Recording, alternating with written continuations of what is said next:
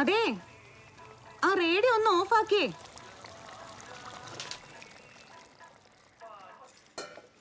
അമ്മയുടെ ജോലി ഇതുവരെ കഴിഞ്ഞില്ല. പ്രവീൺ ഇപ്പൊ എത്തും. കഴിഞ്ഞടി, ഈ ചായയും കൂടി കൊടുത്താ മതി. ഇത് എത്രാമത്തെ അടി? അധികം കഴിക്കണ്ട, പാരമ്പര്യം ഉള്ളതാ. ഇന്ന് എഴുന്നേറ്റ് വന്നുടനെ ആദ്യം ചോദിച്ചത് ഇതാ. ഇതമ്മയുടെ വെഡിങ് സാരി അല്ലേ?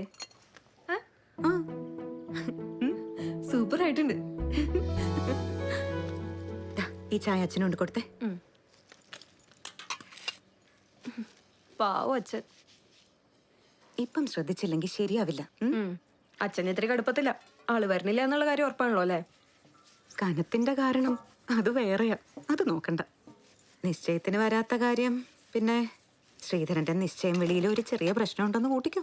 അത് പിന്നെ ഇല്ലായിരിക്കും. എത്ര വലിയ ഹെൽത്ത് ഇൻസ്പെക്ടറാന്ന് പറഞ്ഞാലും സ്വന്തം അനിയന്റെ ഹോട്ടൽ പൊട്ടിക്കുമ്പോ ആലോചിക്കണമായിരുന്നു. പക്ഷെ നാട്ടുകാരുടെ ഹെൽത്ത് നോക്കിയിരുന്ന ആള് സ്വന്തം ഹെൽത്തിന്റെ കാര്യം വരുമ്പോ കണക്കാ.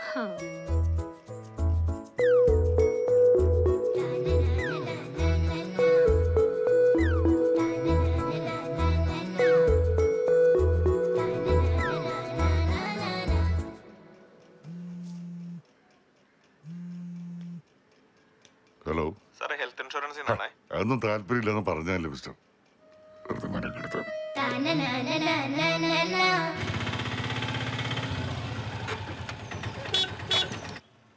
ദയമേ പ്രവീൺ വന്നു. അതൊക്കെ പിന്നെ ചെയ്യാം, ഇപ്പൊ തന്നെ ലേറ്റ് ആയി.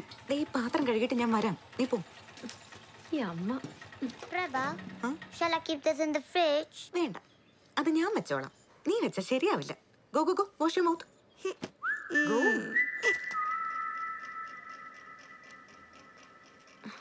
അച്ഛൻ ഞങ്ങളിപ്പോ ഇറങ്ങുവേ. ഓ, ദിയ വേഗം ഇറങ്ങിയേ.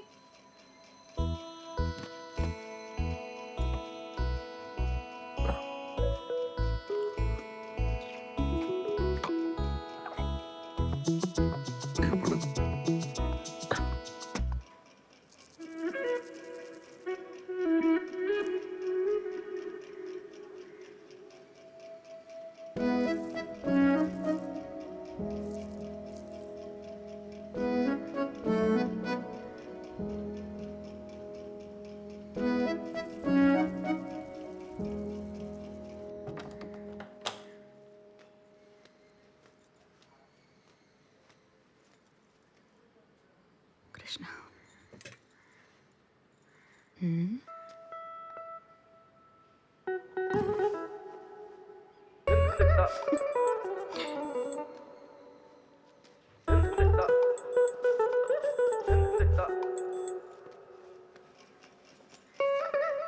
ഹലോ, ഞാൻ പോവാണേ. No way bro.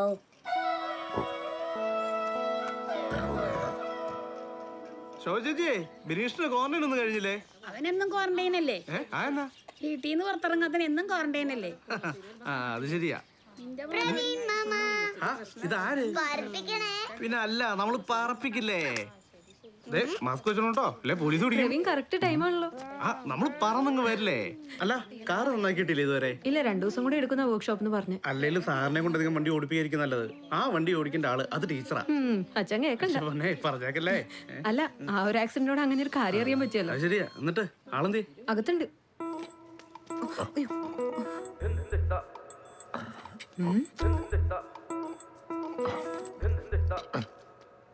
എന്താ എന്റെ ഉദ്ദേശം? ഒരു കാര്യമുണ്ട്. എന്ത് കാര്യം? ഈ സാരിയുടെ ഞൂറി ഒന്ന് നോക്കി. ഞാനോ? ഇങ്ങോട്ട് വാ മനുഷ്യ.